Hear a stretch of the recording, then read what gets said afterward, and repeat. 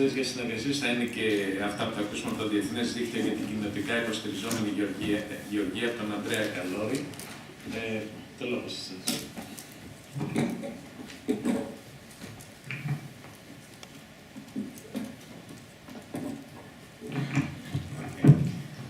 Thank you very much for this invitation and your participation.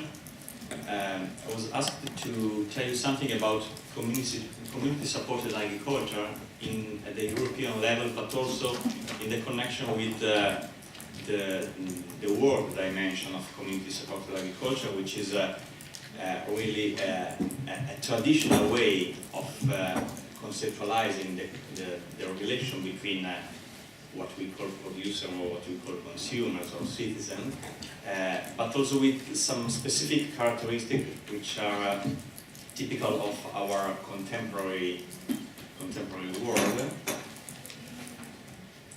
When we speak about community-supported agriculture, we are speaking about something very with specific features in the world or in the universe of local supply chains.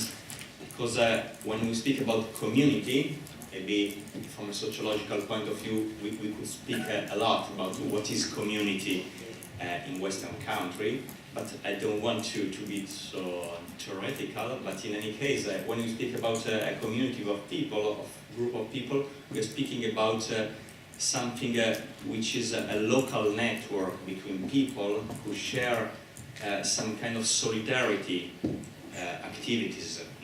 So relations are at the basis of economy. In community-supported agriculture, this is very important because the idea of modern economy is to have an economy as its particular rules, and maybe also laws and also practices. But in a community perspective, relations between people are before economy, and the relation between people are the basis of economy. So community-supported agriculture is a way to focus on this peculiarity. The relation between people are solidarity relation, and they are the base for economy.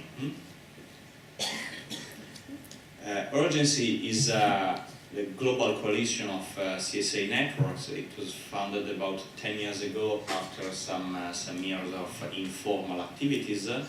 And it was funded here in Europe, also due to the support of the Council of Europe. So there is quite a long tradition of cooperation with the European institutions.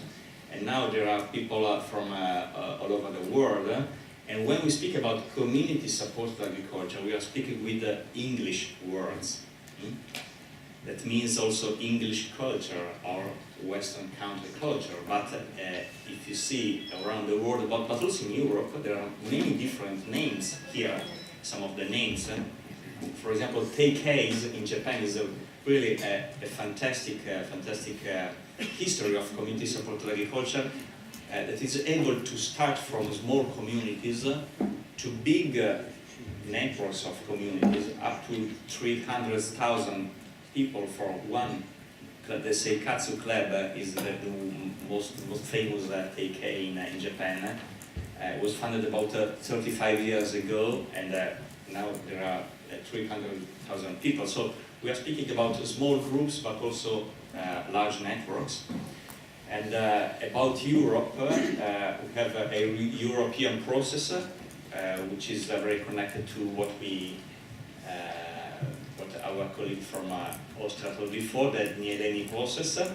And track 2, if you don't remember bad, in a decision of the Nieleni food sovereignty movement 2 years ago, was decided to give to urgency the task of organizing something about CSA in Europe. So we organized this meeting with many people from 20 countries in Europe. So there are specificities and characteristics around the world.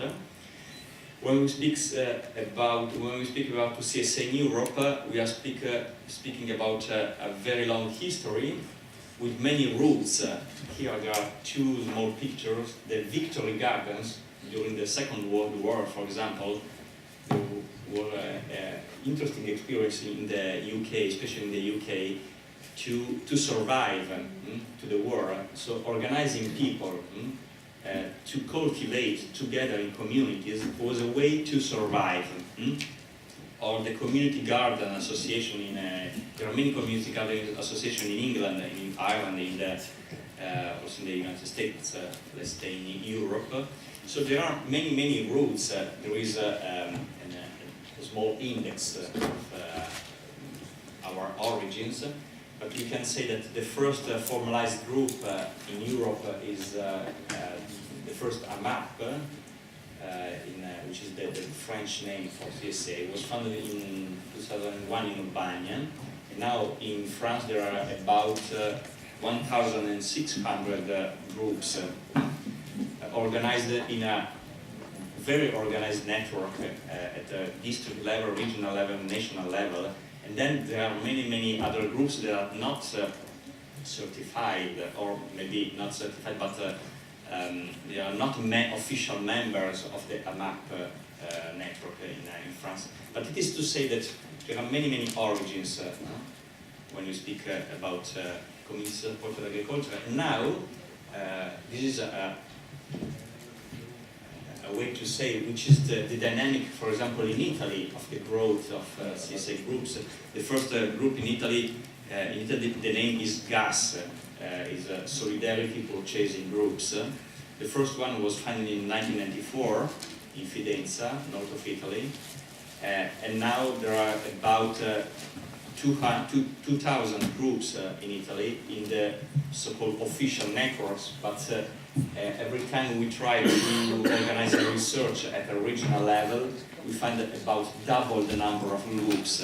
So when we speak about 2,000 groups in Italy, we are speaking about maybe 4,000 groups. And everywhere in Europe, the average number of people for each group is from 10 families to 50 families, more or less. And there are also bigger experiences, but more or less here there are the numbers.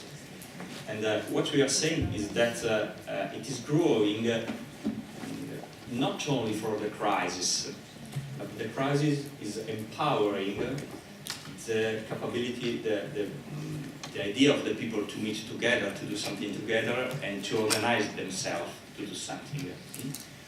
So the origin is not the crisis, but the crisis is boosting the phenomenon. And then the capability to organize groups with the internet, for example, and social media, is absolutely empowering the idea that okay, we can do something without any kind of other support of the market, because we can organize ourselves other kinds of markets, not necessarily outside the market, but as a complementary part of the markets or an alternative market. There are many differences, but the phenomenon is very difficult to be seen and to be described in all the possible features, because there are many differences around Europe due to the cultural approaches, the different groups, and there are many alliances with La Via Campesina, with many other networks and groups. The theoretical approach, the vision of the world are shared with many other networks. And we can say that, okay, let's keep this distinction to say that there are experiences that are driven by the group of producers, sometimes of group of consumers. It is very informal, very important if we want to speak with the institution to understand that many processes are absolutely informal. Most part of the CSA groups in Europe are not certified, formalized, or part of official I don't know, the definitions. It is very important to understand that this kind of informal networks are keeping alive a real economy with huge numbers, but there are no real researches at a European level. There are some researches at the local regional levels. So it is very important to understand that the so-called informal world is keeping alive the economy. And when we speak about community-supported agriculture, I prefer to speak about civil society-empowered local food nets, because there are many, many different definitions. Urgency was the first, and is the global networks of CSA groups and networks. But there are many, many ways to speak about it, and also to implement the idea, for example, in the participatory guarantee system, participatory breeding, there are local seed banks connected to this kind of groups. So it's the way to say that it is a very complex world. And what is interesting also, if you want to speak, want to think about which could be the frame for institutional policies, is that CSA networks are platforms for different kind of actions, not only for agriculture, because typically when we are networks of CSA groups, we have other kind of economies. For example, for energy, community energy production, local welfare, because there are also local currencies, there are complementary currencies, there are ways to organize a kind of self-taxation between the people, what they can spend for the food, they spend less for the food because there is no cost for the logistic and distribution system, so they can self-tax themselves to pay local welfare, to pay other services. It is very interesting, this connection between agriculture and other kind of policies on welfare, housing, the use of ethical finances, and so on. This is the reality of CSA in Europe. And in fact, when we see, especially when we see quite organized CSA groups, not only small groups, we see the capability to have care for environment, to organize different kind of commerce, to organize new activities with cooperatives, social enterprises, or also traditional enterprises, but oriented to the service of the community, and so on. So, if this is the base, and really this is the base of CSA, something to close my intervention. When we speak about CSA, we are not speaking about people oriented only to agriculture, so also the policies have to be connected, starting from agriculture to rural policies, but also to energy settlement and so on. And so what is needed by CSA groups and networks are, for example, support systems and interfaces, not only grants for farmers, because if it is real, if the reality is to have a huge informal sector, which is the basis for an economy, also for farmers, we need other kind of support systems, like credit and local finances, other kind of community-based resources and energy, for example, welfare and so on. There are also many experiences for community land trusts, so territorial planning, fiscal regulations. And so there are also tasks not only for the European Union institution or national institution of the member states, but also for regional governments, authorities, and local authorities. On spatial plannings, on local and territorial commerce. If we want to support farmers' market, we have to change the rules for commerce. And it is something that starts from local authorities to Europe, and so on. This is the first line of discussion. We are discussing it at world level with different United Nations agencies. I am part, as a president of urgency, I'm part of the coordination committee of the civil society mechanism, which is the civil society official representative in the World Committee for Food Security.